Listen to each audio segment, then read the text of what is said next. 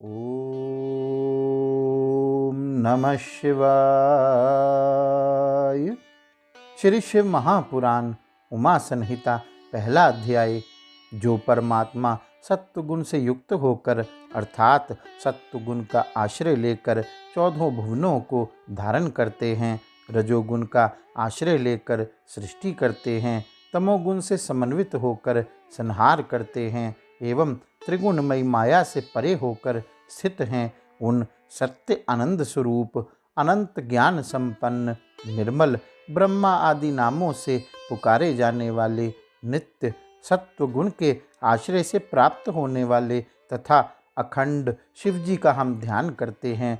ऋषिगण बोले, हे सूत जी, हे महाप्राज्ञ, हे व्यास शिष्य, आपको नमस्कार है। आपने हमें कोटि रुद्र नामक चतुर्थ संहिता सुनाई।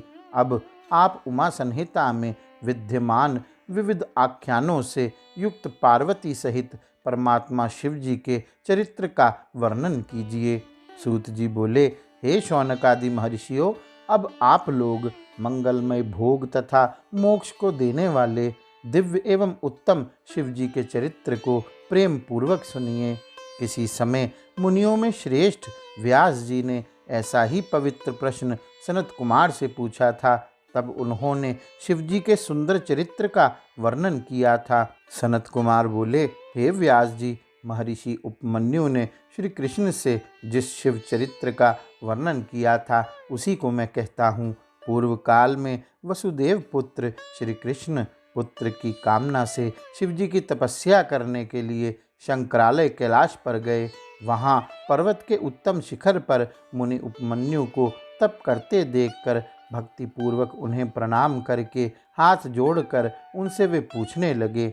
श्री कृष्ण बोले, हे महाप्राज्ञ, हे शैव प्रवर, हे सन्मते, हे उपमन्यु जी, मैं पुत्र प्राप्ति के लिए शंकर जी की तपस्या करने के लिए यहाँ आया हूँ।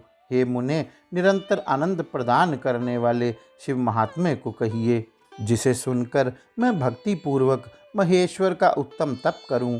सनत कुमार बोले, उन बुद्धिमान श्री कृष्ण की यह बात सुनकर महर्षि उपमन्यु प्रसन्नचित होकर शिवजी का स्मरण करते हुए कहने लगे। उपमन्यु बोले, हे महाशैव श्री कृष्ण, महेश्वर शिवजी की भक्ति को बढ़ाने वाली जिस उत्तम महिमा को मैंने स्वयं देखा है उसे आप सुनिए। तप में स्थित मैंने शंकर, उनके आयुधों, उनके समस्त परिवार एवं विष्णु आदि देवगणों का प्रत्यक्ष दर्शन किया।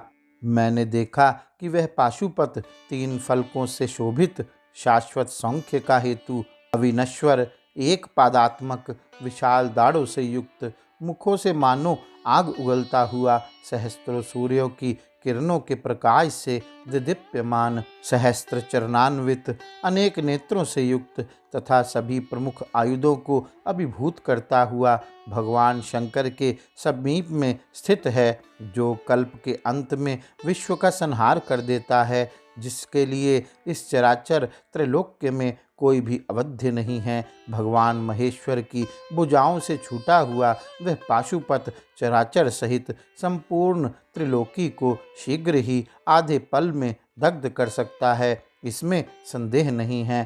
तप में स्थित मैंने रुद्र के समीप में विद्यमान अविनाशी उस गुह्य अस्त्र को देखा, जिसके समान तथा बढ़कर कोई भी अस्त्र नहीं है। उन शिवजी का सभी लोकों में शूल नाम से प्रसिद्ध जो विजयास्त्र है वह अत्यंत उग्र है, समस्त शस्त्रास्त्रों का विनाशक है और जो संपूर्ण पृथ्वी को विदीर्ण कर देता है, जो समुद्र को सुखा डालता है और जो संपूर्ण नक्षत्र मंडल को गिरा देता है, इसमें संशय नहीं है।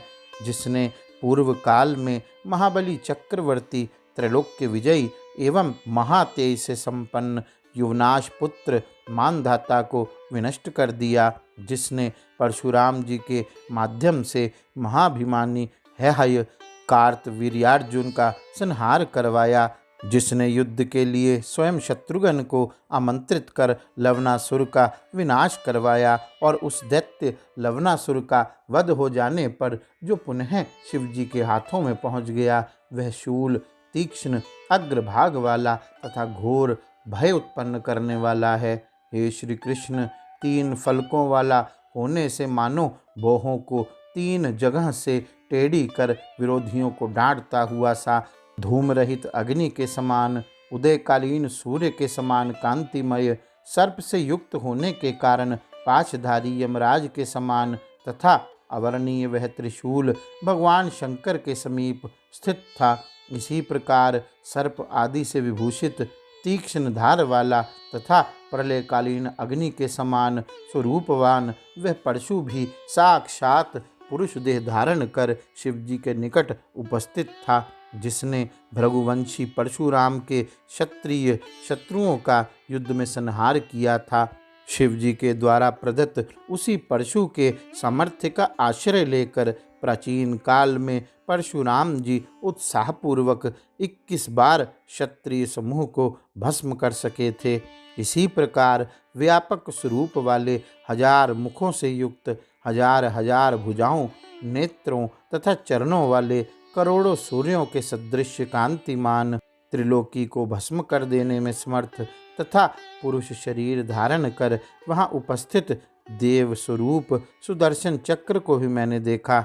पुनः मैंने अति उज्ज्वल 100 पर्व वाले तीक्ष्ण तथा उत्तम वज्र को, प्रदीप्त कांति वाले तथा तरक्ष सहित पिनाक नामक धनुष को और शक्ति, खड्ग, पाश, महाकांतिमान अंकुश, महान दिव्य गदा तथा अन्य अस्त्रों को भी वहां देखा।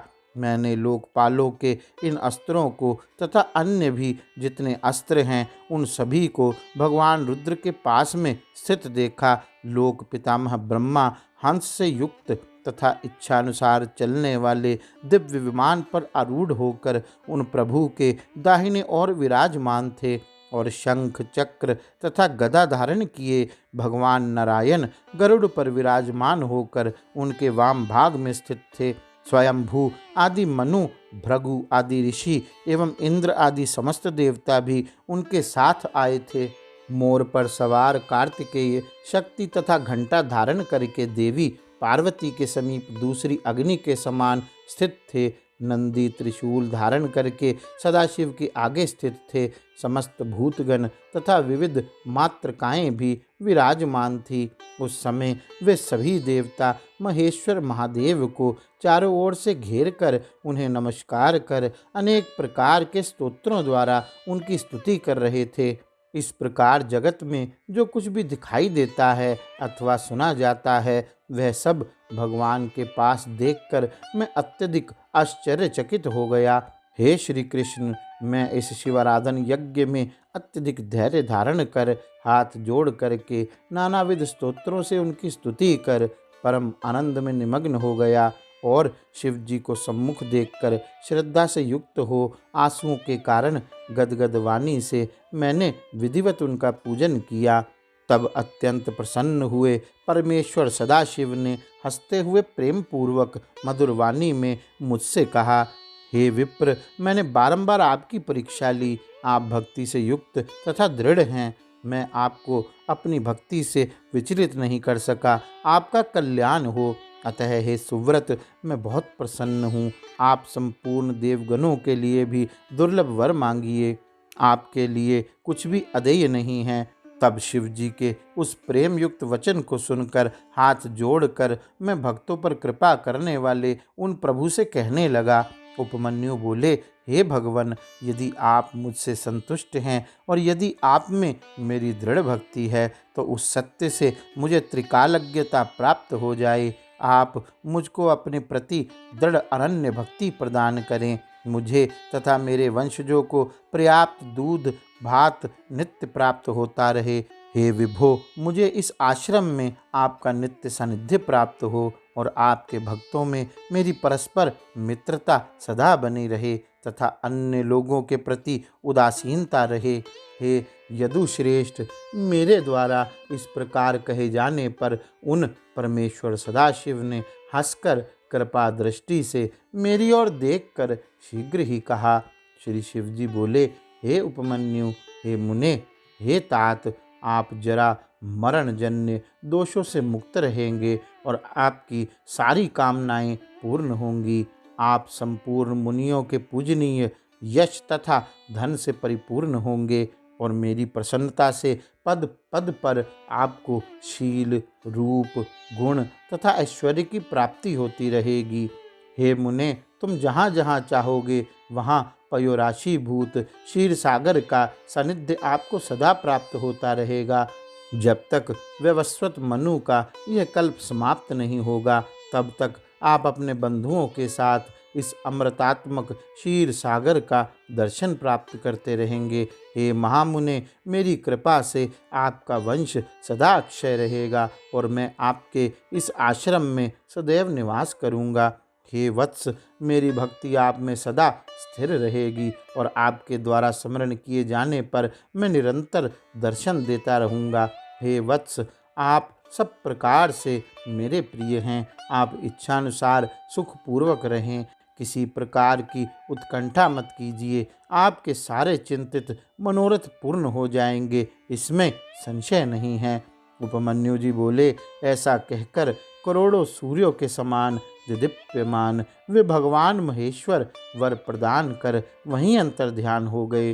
हे श्री कृष्ण, इस प्रकार मैंने भोग एवं मोक्ष देने वाले भगवान सदाशिव को सब परिवार देखा।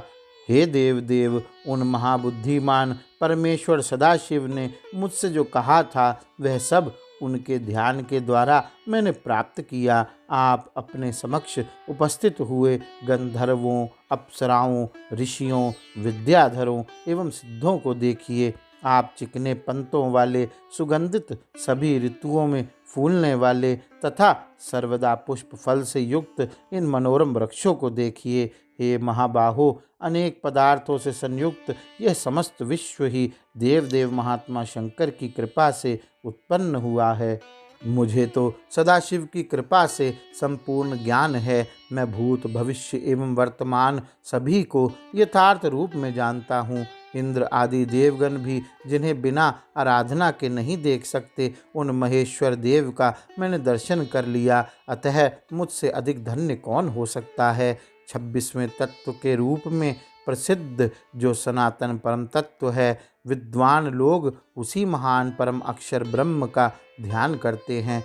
वे भगवान सदाशिव ही सभी तत्वों के विधान को जानने वाले एवं सभी तत्वों के अर्थों के दृष्टा और प्रधान पुरुषेश्वर हैं। उन परमेश्वर ने संचार रचना के कारणभूत ब्रह्मा को अपने दक्षिण पार्श्व से तथा लोक की रक्षा करने के लिए विष्णु को अपने बाएं भाग से उत्पन्न किया है।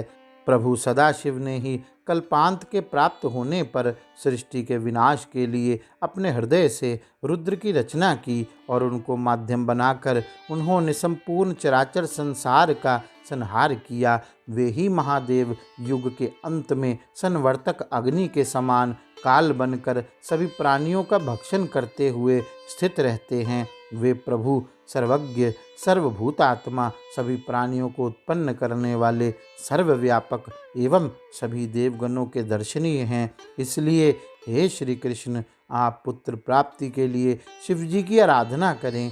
वे भक्त वत्सल शिव जी आप पर शीघ्र ही प्रसन्न होंगे।